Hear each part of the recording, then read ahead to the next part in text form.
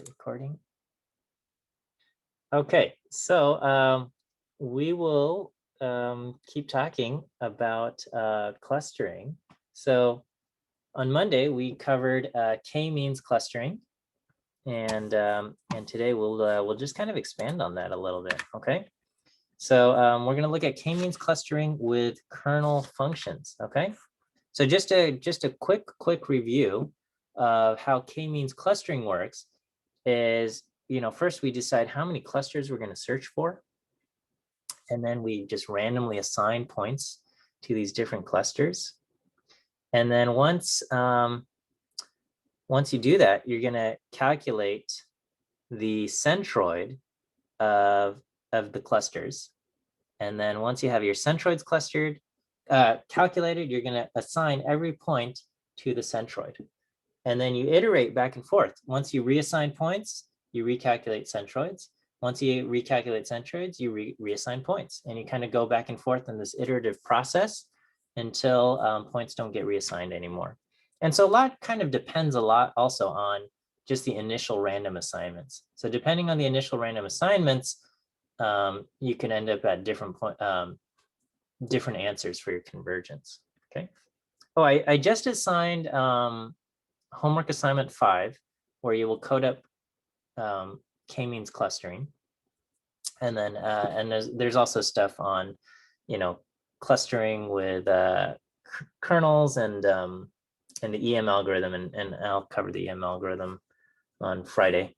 And so we got stuff to look at. Okay, all right. So so this is just kind of a demo picture. Here are 3 kind of just some blobs of points, and I just randomly assigned them to 3 clusters: red, black, and green. Okay, and so when we calculate the means of each of these 3 clusters, this is what we get. Okay, and so the mean of all of the red points happens to be over here. The mean of all the green points happens to be right here. The mean of all the black points happens to be here. Okay, so pretty much all of these points over here are going to get assigned to the black cluster, and all of these points over here are going to get assigned to red. And there's only kind of a little bit that's going to get assigned to green. Okay, and so these all get red, these all get black. These ones get assigned to green. So once we do that, we recalculate the centroid after we do the assignments. Okay, and so the centroid of the red points is over there, and the centroid of the black points are here. Centroid of the green dots are right here. And there's not too many, but at least the cluster is still alive. Okay, and so now we redo our calculations, or we redo our assignments. Okay, so we reassign points, and we say, all right, every point gets assigned to the nearest centroid. Okay, and so between red and black, there isn't too much of a change. Okay, but we can see a lot of these points are closer to the green than the red. So these get assigned to green. Okay, as we reassign points. And then we're going to recalculate the centroids. We're going to say, okay, what's the center of all of these points? What's the center of all the red points? What's the center of all the black points? So when we do that, the centers get updated like this. Okay, and then now we say, okay, let's reassign points. Okay, and so some of these points, if we look at where red and green were, we're going to see some of these points are now closer to green than they were to red, and some of these points are now closer to red than they were to black. And so we're going to reassign the points accordingly. Okay, and we once we do that, we recalculate the centroids again. Okay, so we do that, and then we reassign points, we recalculate, and eventually there's no change, right? So if we keep doing this just kind of cycling through, it happens here, and then between here and here, there's no changes. And that indicates that it has converged. Okay, and so that would be the solution to our K-means clustering. All right, so that was that's a quick review of K-means clustering. Okay, and so what I want to do now is take a look at K-means clustering, but we're going to apply a kernel function. Okay, and so the way the kernel function works is we have this function k, some kernel function between 2 vectors, XA and XB. And what we're doing is we are going to transform. We have some function phi that transforms your vector A into something in, say, a higher dimension, right? And so we saw the example where the points were on a plane. We saw this when we did SVM, and we said, the points on the plane, we could not find a linear boundary to separate them, but we were able to transform them from 2D points into 3D points.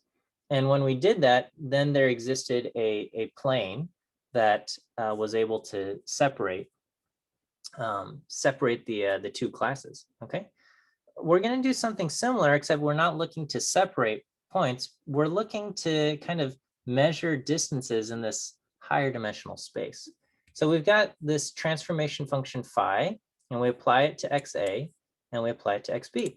And the interesting thing is when you do this, the kernel function can often be expressed as some kind of inner product. And so, if you have a linear kernel, the transformation function doesn't do anything. It's just going to be the kernel between functions XA and XB is just going to be the dot product of XA and XB. Okay, so phi ends up not transforming this at all. Okay, but in other cases, you could have some kind of transformation function.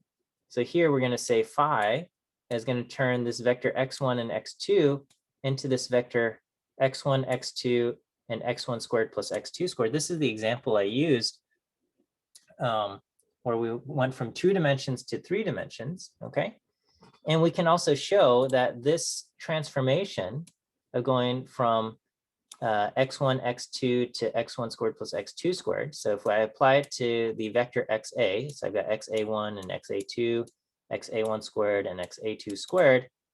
And if we say, all right, let's do the dot product of this thing transformed and this thing transformed, okay, we can see that applying it here can also be expressed as this, right? So x, this, when we transform vector xa into this, and we transform vector xb into this 3-dimensional vector, and we take the dot product between this, we're going to get xa1, xb1, and then xa2 times xb2 plus that, plus this quantity, xa1 squared plus xa2 squared times xb1 squared plus xb2 squared, right? And so this part, xa1, xb1 plus xa2, xb2, is just the inner product of xa and xb. And then this over here is the norm of xa squared, and this is the norm of xb squared. And we're just kind of taking the product of those. So the equivalent kernel function can, the value of this kernel function can be found just by kind of working with the vectors directly. And we don't, and it does not actually require us to do the transformation and taking the dot product. And that's going to be handy because sometimes we want to, the transformation function might transform the vector into something of a very high dimensional space or something like that, right? So the Gaussian, the radial basis function, that kernel, or the Gaussian kernel, same thing, basically turns your vector into a infinitely long vector, into infinite dimensional space, which, we would not be able to do that transformation and compute, but we can get the result of just, taking the dot product and exponentiating it. Okay, there's other functions and kernels. Okay, so you have the polynomial kernel, which takes some constant, adds it to the vectors, the dot product of xa and xb, and then raise it to some power gamma. Okay, so if you were to apply this, okay, using a constant 0 and gamma 2, then the equivalent transformation function would be this. It gets a lot more complicated when gamma is a higher thing, also more complicated if the constant is not 0 and things like that. But we can see that if I were to transform xa into x1 squared, x2 squared, and the square root 2 of x1, xa1, xa2, and I do the same thing to xb, and then I take the dot product, we would get this, and you can follow all of the work, and you would see that it ends up being equivalent to doing xa transpose xb, that result squared, okay? And again, it's not necessary to figure out what this transformation function is, okay? It's kind of nice to be able to see it and see how this kernel function is working. But once you kind of, if you can kind of accept, all right, this is kind of what's happening, then you can let go of figuring out the actual transformation function and just say, all right, I'll trust you. And, there is some function that exists, some transformation function, where the equivalent kernel is going to be the inner product of these two things. All right. And then, so, there's more. The radial basis function does this, and you can read about these kernels on Wikipedia. They're quite thorough articles that talk about. I guess this one is fairly short, but this is what we have here. Okay. And so, all of these kernel functions are going to be some kind of inner product after they've been transformed by that function phi, but we don't actually have to figure that out. Okay, so why am I saying all of this? Okay, well, what we can do is sometimes you want to cluster your items not based on Euclidean distance, but using a kernelized distance. Okay, and the idea here is we're going to take our data. And so the examples I'm going to do is we're going to take our data that exists in 2 dimensions. And in 2 dimensions, if you want to cluster things using Euclidean distance, you're going to only cluster points that are close to each other.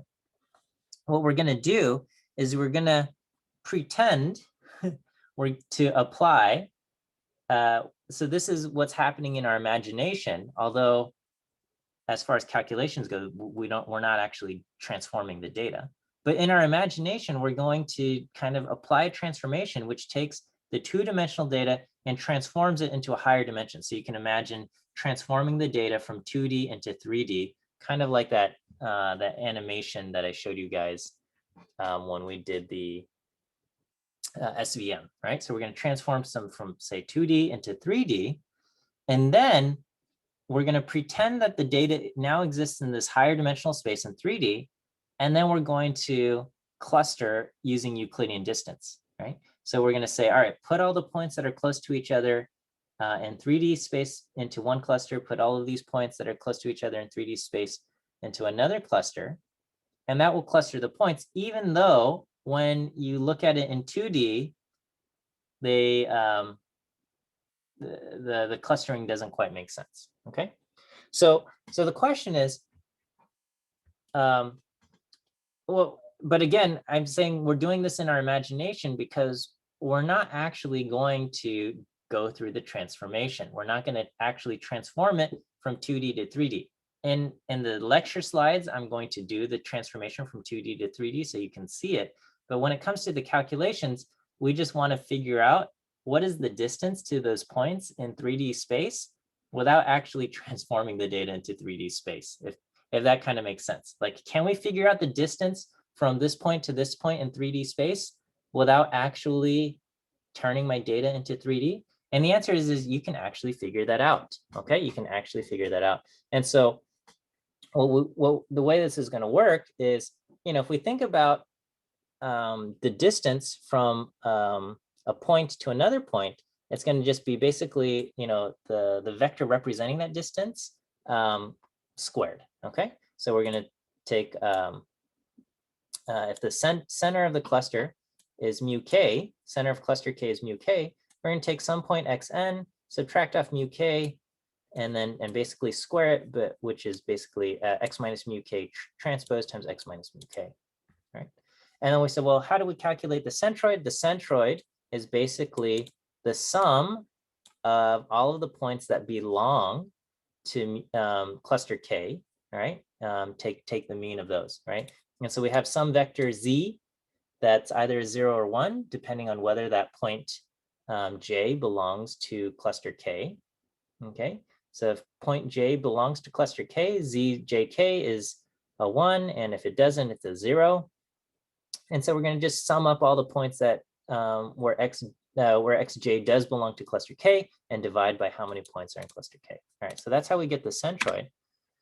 And this page looks crazy, but all to say is that this distance, okay, between some point xn and some point mu sub k, all right, can be expressed as a whole bunch of inner products, right? So you're going to say, all right, let's find the centroid, for all of these, possible values going from m equals 1 to n and r going from 1 to n. And, we're going to take the, kind of take the product of all of these things, okay? And so this is going to be how we can calculate the distance from xn to mu k without actually having to calculate mu k itself directly, okay? So it's weird, right? It's like you're going to try to find the distance to the centroid, okay? And traditionally we would say, all right, here's the point and here's the centroid, and we have this distance, okay? But now we're going to say, calculate the distance to the centroid, but we're not actually going to calculate the centroid itself. We're going to say, we're going to imagine where the centroid is, or we're going to be able to calculate the distance to the centroid without actually calculating the centroid by looking at all of the points that kind of belong to it. All right, it's a weird idea, okay?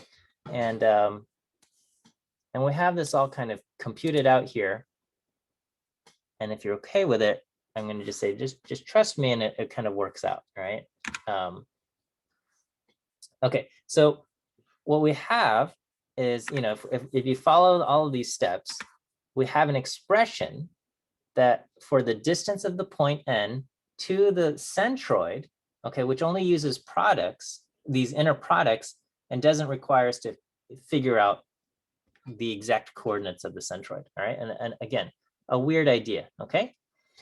And then if we want to, we can then replace all of these inner products with a kernelized function. Okay, so we can replace the inner products, these, x transpose x, xn transpose xn, and xm transpose xn, and xm transpose xr with inner products of these things. Okay, or these inner products with kernel functions. Okay, and by using the kernel functions, we can get this distance that would exist between points if we transformed it into the higher dimensional space without actually having to transform it into the higher dimensional space. Okay, so again, and so just to illustrate this, I'm going to do an example where I actually do the transformation from 2D into 3D. We're going to calculate the distance in 3D, and we'll get that distance, okay? All right, calculate the centroid in 3D, calculate the distance to the centroids. We're going to do that in 3D, okay? But I will also show you that you get the same results without actually having to do the transformation and just using this kernelized function. And hopefully that will be like enough of a example to kind of convince you that this would work, even though, it's not like a sound mathematical proof or anything like that. Okay, so this is how the kernelized K-means clustering works, okay? We're going to just kind of, again, decide how many clusters we're searching for. We first randomly assign our points to each of the clusters. And then, this is the weird part, is we're not actually going to calculate the centroids. So before it was calculate the centroids, reassign the points, okay? Now we're just going to directly reassign values to a cluster by associating the value to the nearest centroid using the kernelized distance. But that centroid wasn't actually calculated. We're able to calculate this distance directly without calculating the centroid. And that's the weirdest part of all of this, okay? And then, and it's still iterative, because every time you reassign a point, the distance to the centroid is going to change because the centroid location updates. Okay, so you're going to just repeat this over and over and over again, okay? And again, the weird thing is we don't actually have to calculate the centroids themselves. Okay, let me give you a view quiz answer because I've been talking. First one, letter C. Letter C is your first view quiz answer. Letter C. C as in cat, first view quiz answer. Okay, so let's do an example, all right? And here I'm gonna, again, go through the process of transforming 2D into 3D. We're gonna find the centroids in 3D, calculate the distance to the centroids. And then I'm gonna show you that we could get the same results without doing the transformation. Okay, and that's basically what I've said here. All right, so this is my data. I've got 8 points. 4 of them are near the origin and 4 are far from the origin. So these are our 8 points. Now, if I did regular K-means clustering and we use Euclidean distance, okay? Well, if I asked you, how do you cluster these points? And I said, you know, put the points in things that, you know, kind of seem similar or something. I think we would say, all right, these 4 points in the middle belong together. And then you say, well, if these 4 points belong to them together, then, you know, it kind of makes sense that these 4 on the outside belong together, right? I think. But if we did Euclidean distance, that kind of clustering result would never happen because Euclidean distance says our measure of similarity is distance. And so this point is really far from this point. And so there's no Euclidean distance. Using Euclidean distance K-means clustering, there's no cluster solution where it's going to put this point in the same cluster as this point, because these are about as different as they can get as far as Euclidean distance is concerned, right? And it says this point here is a lot more similar to this point than this point is to this point, okay? And so, so Euclidean distance is not going to work, but what we can do is we can transform it into 3D and we can say, oh, maybe it makes a little bit more sense. Okay, so first we're gonna transform our coordinates from 2D into 3D using this transformation function. X1 becomes X1, X2 becomes X2, and then the third coordinate is going to be X1 squared plus X2 squared, okay? And so these become this, 0.1, 0.1, 0.02, 0.1 squared plus 0.1 squared becomes 0.02 squared. And then the ones on the outside, which are at 2, 2, 2, and 2, -2, and -2, -2, 2 squared plus 2 squared is 4 plus 4 equals 8. And all of these, these are all 4, 4, and 8, and they become that, okay? And then what we're going to do is we're going to just randomly assign our points to cluster 1 or cluster 2.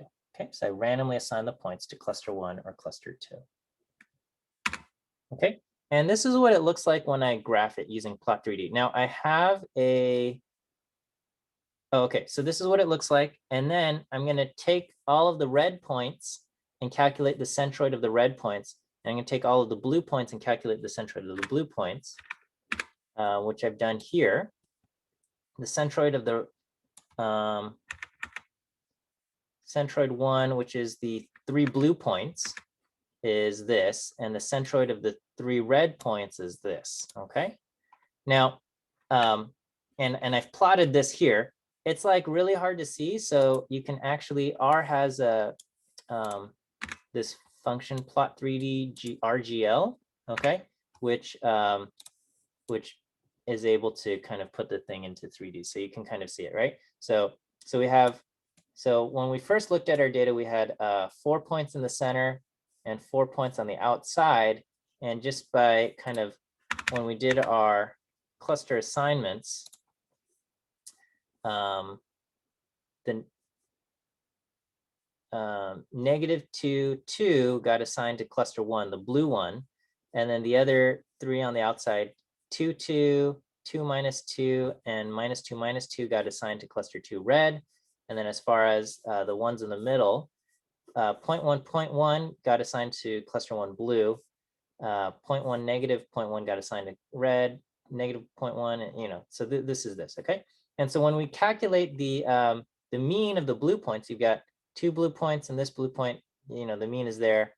You've got 5 red points and the mean is that. And then in 3D, you can kind of see, it also makes sense as far as the blue points go, you have 2 on the bottom and 1 up there. So the blue centroid is closer to the bottom. And then as far as the red points go, you got 3 red points up top and 2 red points on the bottom. So the red centroid is closer up high. Okay, so this is what it looks like in 3D. Okay, and so now what we want to do is that okay as far as representing the points in 3D and having the clusters, the centroids calculated for the points in 3D. What we're going to do is we're going to calculate the distance from each of these points to the 2 centroids. So we go through every single point and we say, what is the distance from this point to the blue centroid? And what's the distance from this point to the red centroid? Okay, so we look at the 4 points on the bottom, okay, the 0.1, 0.1, and height of 0.02, and we say, all right, what's the distance to centroid A? And all of them, the distance is, they're all pretty similar. 7.98, 8.25, 7.7, 7.98. They're all pretty close. Like the one that's farthest from the blue point is this one out here at 1, negative 0.1. Okay, and then the one that's closest is the one at negative 0.1, positive 0.1. Okay, but the distance isn't that dramatically closer. Okay, and then we say, all right, what about their distance to centroid A, or centroid B, which is the red one? And we can say, oh yeah, it's a lot farther because there's quite a bit of vertical distance that it's got to do. Right? This image is actually a little bit misleading because the y coordinate is on a different scale. And actually, is there a way to redo this where the y coordinate is on the same scale? I don't know. Okay, the y coordinate's on or the z coordinate has a height of 8. Okay, so it's a tiny bit misleading. But I haven't figured out how to use this 3D plotting thing perfectly yet. Okay, so anyway, we say, well, all right, what about the distance to the red one? And the distance to the red centroid is much farther. Okay, what about distance? And this is all squared distance, by the way. And then what about the squared distance from each dot to the blue and the red points for the the 4 ones up here? And as far as the 4 points up here, the one to the red centroid B, is a lot less than the distance to the blue centroid, which is centroid A, right? So we can see that. We can say, all right, what's the distance to the blue centroid? And their distance is more, right? And so we say, all right, reassign the points to the nearest centroid, okay? And so when we do that, all 4 points on the bottom are going to get assigned to the blue centroid down here. All 4 points up top are going to get assigned to the red centroid up here. And so our sign is going to end up 1, 1, 1, 1, 1, and 2, 2, 2, 2, 2. Okay. So again, we had to calculate the centroids and we calculated the distances, right? And just to show you that these indeed are the squared Euclidean distances. I mean, do I really want to do this? Maybe I'll just do it once. Okay. Where did my calculator go though?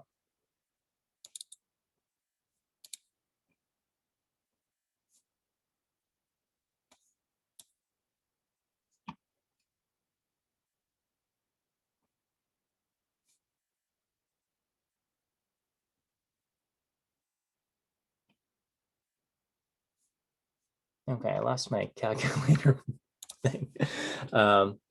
Here, we'll just do it one time. We'll go to Google, and then we'll just do 0.1 minus, or I guess plus 0.66 quantity squared plus what is it? 0.1 minus 0.66 squared plus the last one is 0.02 minus the first centroid, 2.68 quantity squared. Okay, so we're going to do that. And when we do that, we get 7. Well, it rounded off. I guess I should just okay, 7.984, right? Okay, so this is what we get All right, and then we can go through this for all of the other points, 0.1, and then, you know, negative 0.1, and we get, you know, each of these distances, right? So what we're doing is we're just calculating the squared distance to each of these centroids just by doing, you know, this element minus this element squared plus this element minus this element squared plus this element minus this element squared. Okay, so we've done that. We calculate the distances to the centroids, and this is what we get. And whoops. All right, and okay, and that's it. And so we recalculate this. It's hard to see, but this centroid is at the center. I didn't plot this one out. And there's the centroid at the blue down there. Okay, maybe it's a little easier. This is at the center of kind of the box, the grid up there. Okay, and then you can recalculate the centroids. So now the centroids are at 00.02 and 008.0, and we can calculate the distances to each centroid. And we can see, okay, the distance is, you know, small for each of their respective centroids. Okay, and so it has converged.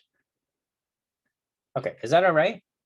So that was, you saw the data in 2D, we transformed it into 3D, and we calculated these distances. And using these distances, we said, okay, centroid A is closer, so it's going to get assigned to cluster A or cluster 1. Centroid B is closer, we're going to assign it to cluster B. Okay, let me go ahead and give you your second view quiz answer. Second view quiz answer today is D. D as in dog. D as in dog. Second view quiz answer.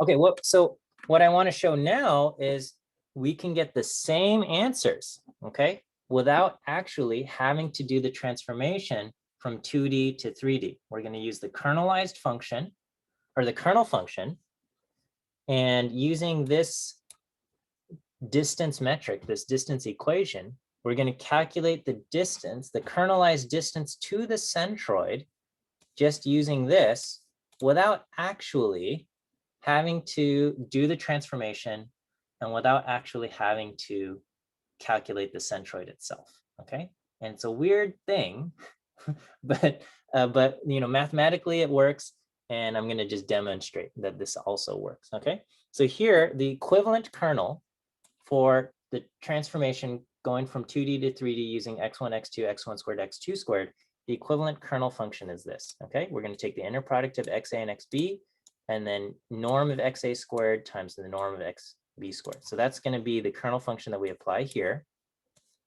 And then we're going to have to calculate this thing for basically all vectors m and r, kind of a cross product between basically every single point. So we have 8 points. So we have to do basically all combination of 8 points.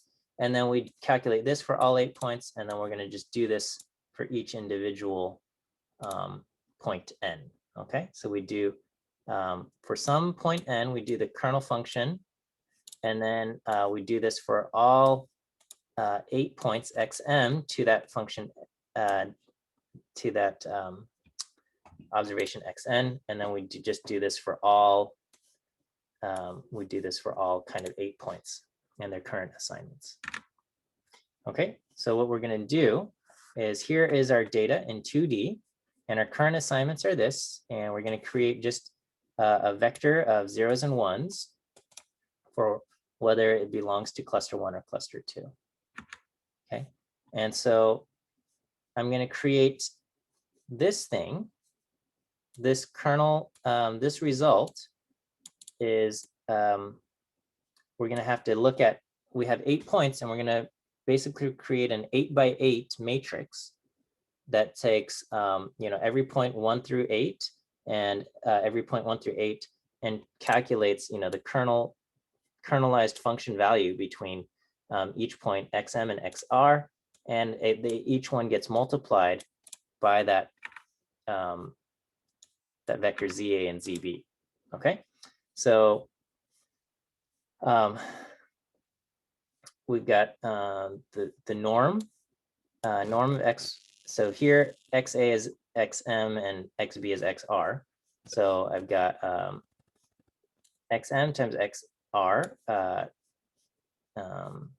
there, and then we're going to calculate this, the norm there, and the norm there. Okay, so that's going to give me this matrix. Okay, this kernel matrix, the KE. That's what we have here for all M and R points. Okay, and then so this is the result. This is the 8x8 result of this thing at XM by XR. Okay, and then so this thing we're going to take for every, we've got a double sum here. So I'm going to start off my sum at 0, and we're going to go for R 1 through N. And again, you know, double sums in R, not a great idea, but with 8 points, it's okay. Okay, we're going to go for every element of R. So I'm just putting this into code here. So we're going to do A sub R, okay, times, you know, whatever element there, and then ZA M, and we're going to go that there. And so we have the double sum there. You could also kind of find this using this thing, although this is a tiny bit confusing. All right, so that's the double sum for A, okay, because we're gonna do this for centroid A and centroid B, okay. So we've got this because we're looking at Z sub K, right? So for cluster A and cluster B, we're gonna have to do this for A, okay? And then we want to find the distances for this element here, okay? And so so you know, how do we find the distances to A? All right, so we're going to take for each element N, okay, we're going to calculate the kernel distance from N to itself. So that's going to be coordinate N to coordinate N from the kernel matrix. And then we're going to subtract off 2 divided by NA, which is basically the sum, how many points are currently assigned to cluster A, times, and then here we've got the sum, this summation, basically that vector ZA by basically all of the elements in KN. Okay, and then when we do that, and then we also do add on 1 over NA squared to this double sum that we calculated on the previous slide, what we get is the kernel, the distances to the centroid of A, okay? And we didn't actually have to calculate the centroid of A. We just had to use this formula, which admittedly is quite complex and a little bit, you know, certainly requires a little bit of, you know, double checking and things like that. But it works here, okay? And I just want to show you that if I go back to slide 35, where we calculated the distances to the centroid A, again, this was done by transforming it into a 3D coordinate. Okay, so here, if we look at these values, 7.9844, 8.2511, 7.9844, 8.2511, all of these values align. Okay, we didn't actually have to calculate the centroid. We were able to just use this. I don't know if this is any easier. We had to use this complicated function, okay, or complicated equation. But when you do that, you're able to calculate the distances to the centroid. Okay. Now, for a situation like this, where, you know, the transformation from 2D to 3D wasn't that hard, it seems like, oh man, this was like way harder to do it this way than to do the transformation from 2D to 3D. Okay. But in reality, sometimes the transformation function you want doesn't exist, or that transformation function exists in like infinite dimensions, right? So if you wanted to use the Gaussian kernel, the radial basis function, that transformation function takes your, you know, your 2-dimensional coordinate and puts it into infinite dimensional space, all right? And so you can't figure that out, and you won't be able to do a summation, you know, calculate the summation. You know, and in our example, it seems silly because transforming from 2D to 3D is not that hard, okay?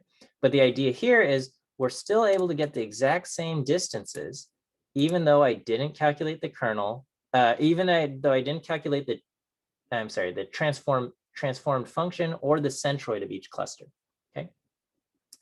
So, so that works, okay? So here's the distances to centroid A.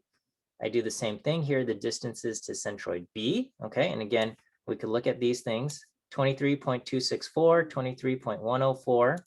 And if I go back to slide here, 23.264, 23.104.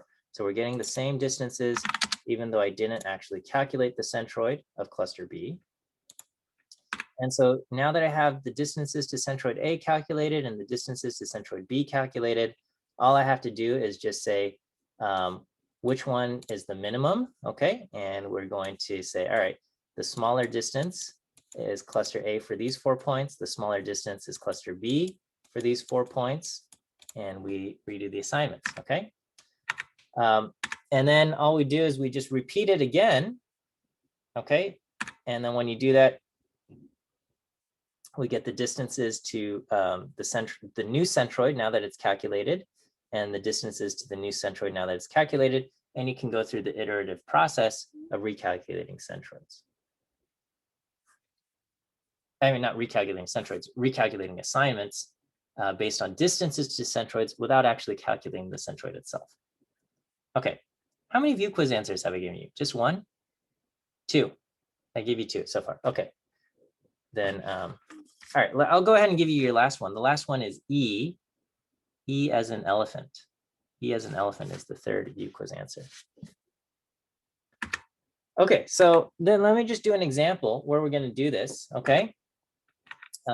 Here I've got points in the center and I got points in the ring, okay?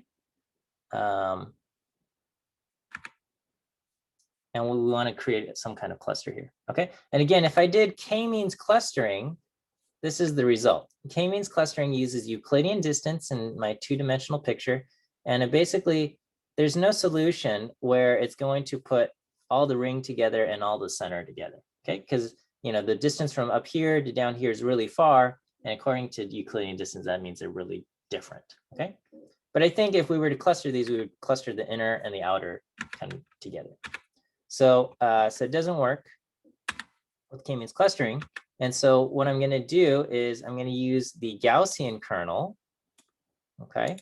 And I'm going to kind of go through and calculate all of this using assignments and calculations. And we're going to go through kind of this iterative process. I start off with random assignments, and I'm going to use the Gaussian kernel to try to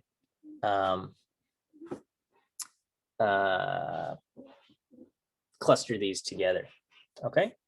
And so it's going to look funny what's happening, okay? And the thing is that what we're doing is we're transforming the data into some higher dimensional space that we cannot picture. It's not transforming it into 3D. It's transforming it into some higher dimensional space that we cannot picture. And then it's clustering based on that, okay? It's saying, so somehow in this higher dimensional transformation, based on these current assignments, this ends up being the cluster assignments. It seems strange to me, but that's what ends up happening, okay? And then at the second iteration, after this, it calculates the some new centroid exists. Again, we're not directly calculating that. Some new centroid exists, and we're going to cluster based on the distances to this new centroid that we're able to calculate directly without actually finding the centroid. Somehow this is what happens, and it keeps going, and eventually it converges to here, okay? And again, we can't picture what exactly is happening because it's happening in this higher dimensional space that I can't graph or in any way. But the result looks pretty good, okay? The result looks like, okay, yeah, it seemed to have clustered points that are similar. And, you know, in some kind of way, even though we're not using Euclidean distance as our measure of similarity. Okay. So converge. Wait, I guess I didn't need to run iteration 6. It had already converged. Okay.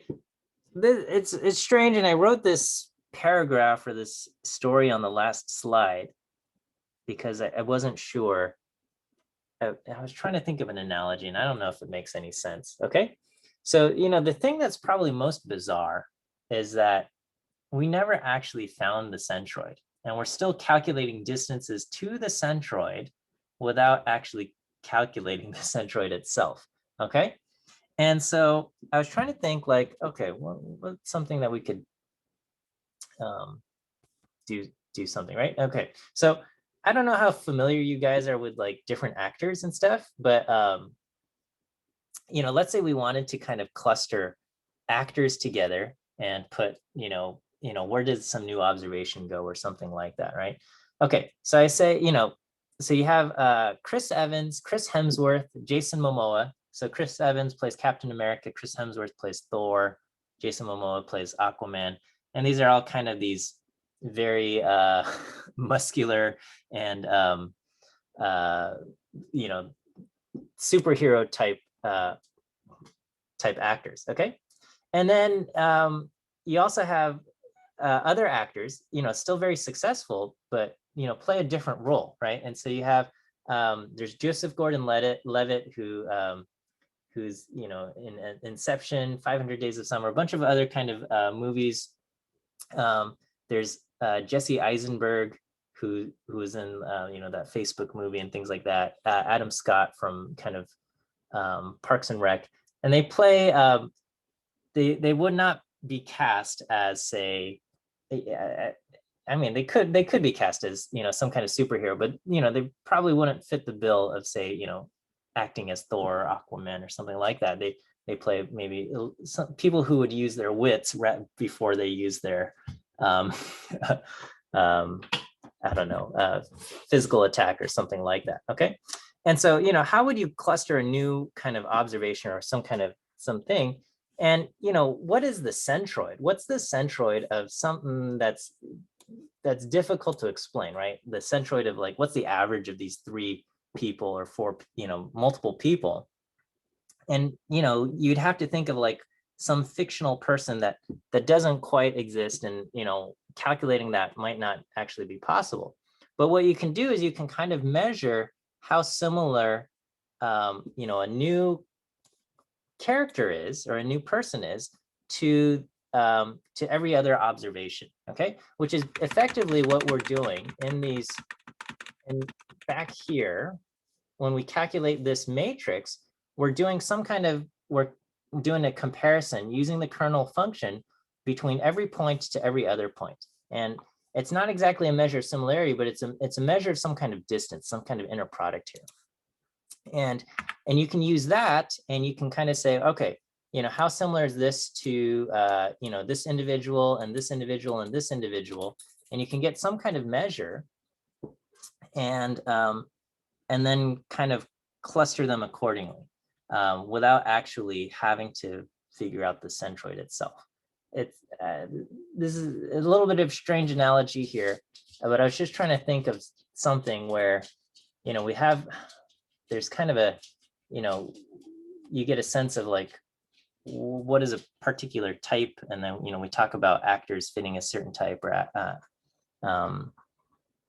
certain type of role, and think of like who would be appropriate for fitting some kind of role.